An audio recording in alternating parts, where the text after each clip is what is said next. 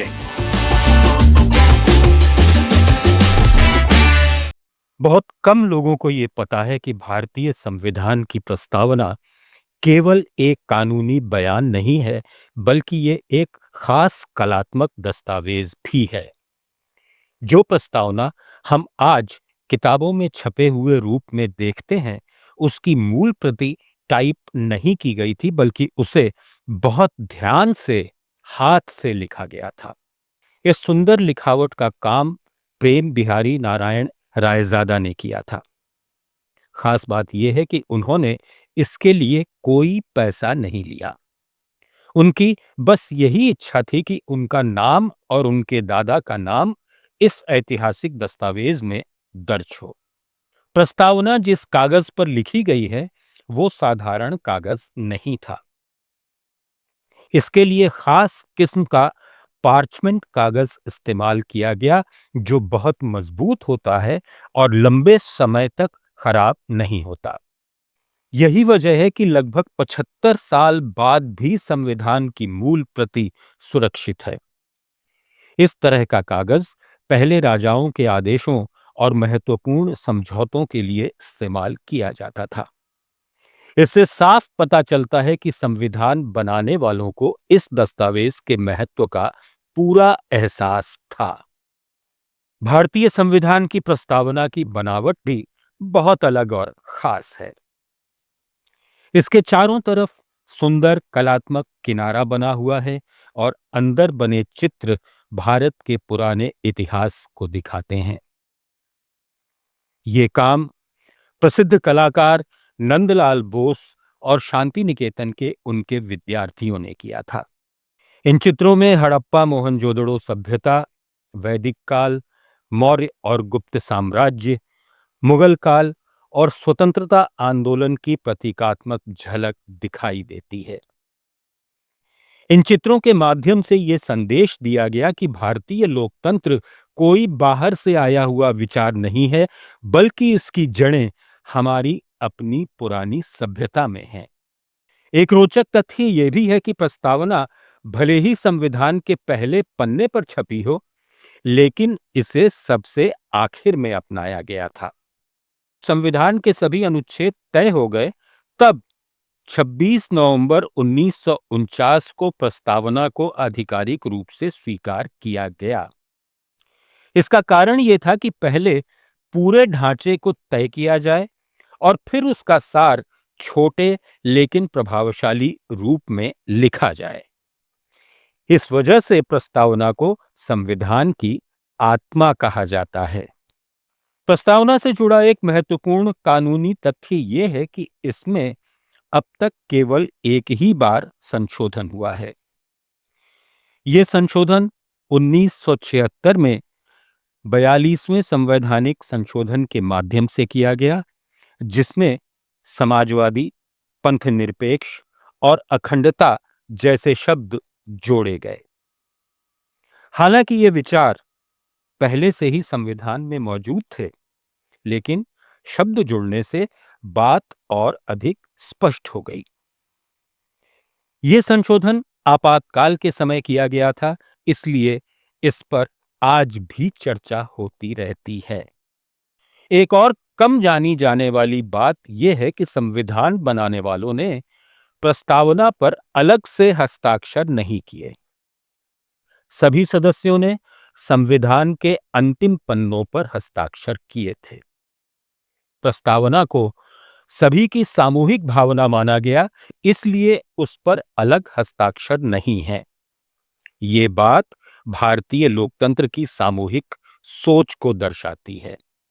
आज भारतीय संविधान की मूल प्रति, जिसमें प्रस्तावना भी शामिल है, नई दिल्ली के संसद भवन में कड़ी सुरक्षा के बीच रखी गई है। इसे हीलियम गैस से भरे विशेष कांच के डिब्बे में सुरक्षित रखा गया है, ताकि नमी, तापमान और हवा से दस्तावेज को कोई नुकसान नहीं हो। इस स्तर की सुरक्षा ये दिखाती है कि ये केवल एक दस्तावेज नहीं, बल्कि देश की अमूल्य धरोहर है। भाषा के मामले में भी प्रस्तावना बहुत खास है। संविधान की मूल प्रति अंग्रेजी और हिंदी दोनों भाषाओं में है और दोनों ही समान रूप से मान्य है। यह भारत की भाषाई विविधता और सभी को साथ लेकर चलने की भावना को दर्शाता है। एक और रोचक बात यह है कि प्रस्तावना में कहीं भी तारीख नहीं लिखी गई है। संविधान को अपनाने की तारीख दस्तावेज के अंत में दी गई है, जिससे प्रस्तावना को समय से परे एक विशेष पहचान मिल जाती है। कानूनी दृष्टि से देखें तो प्रस्तावना की स्थिति समय के साथ बदलती रही है। 1960 के बेरूबाड़ी क्षेत्र मामले में सर्वोच्च न्यायालय ने इसे संविधान का हिस्सा नहीं माना था, लेकिन 1973 के प्रसिद्ध केशवानंद भारती मामले में न्यायालय ने साफ कहा कि प्रस्तावना संविधान का हिस्सा है और ये उसकी मूल संरचना को दर्शाती है। इस फैसले के बाद प्रस्तावना का महत्व और भी बढ़ गया। यह भी ध्यान देने वाली बात है कि प्रस्तावना में लोकतंत्र का पूरा विचार मौजूद है, लेकिन चुनाव या मतदान जैसे शब्द सीधे तौर पर नहीं लिखे गए हैं।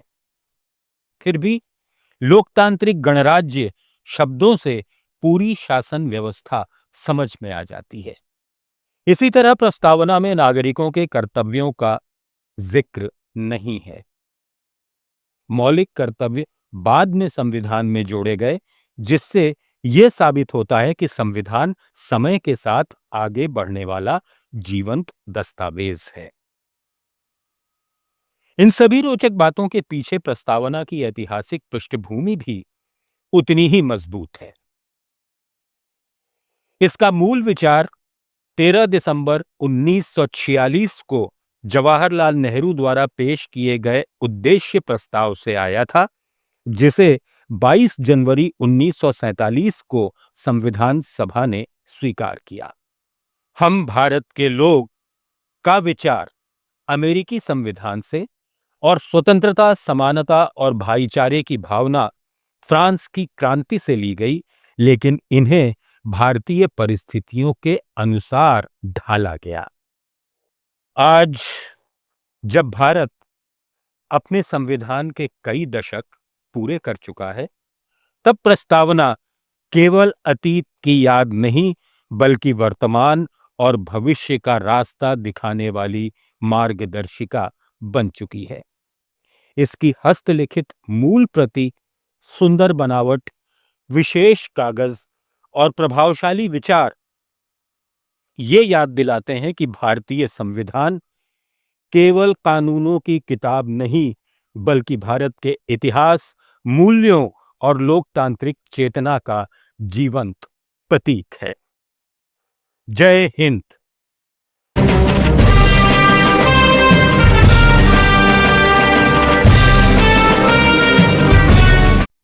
आप सुन रहे थे let's mic more than radio. Follow कीजिए हमें हमारे सोशल मीडिया प्लेटफॉर्म्स पर। It's time for news. It's time for more than radio. Presenting the first radio news app, Let's Mic. Let's Mic, a news-based app on your phone where you get to watch and listen news, talk shows, interviews, radio show podcasts. On Let's Mic, you get all relevant information of TV, print, radio, podcast, and digital. Let's Mic talks about every segment of life.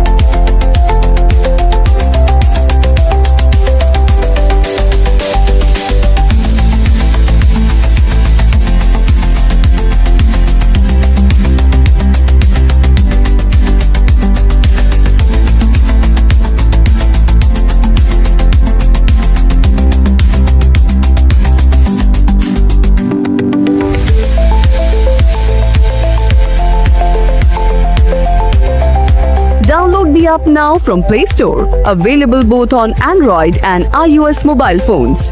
Follow us on YouTube, Instagram, Twitter, LinkedIn, Facebook, Telegram, WhatsApp, Snapchat. Let's talk, let's connect, and let's mic.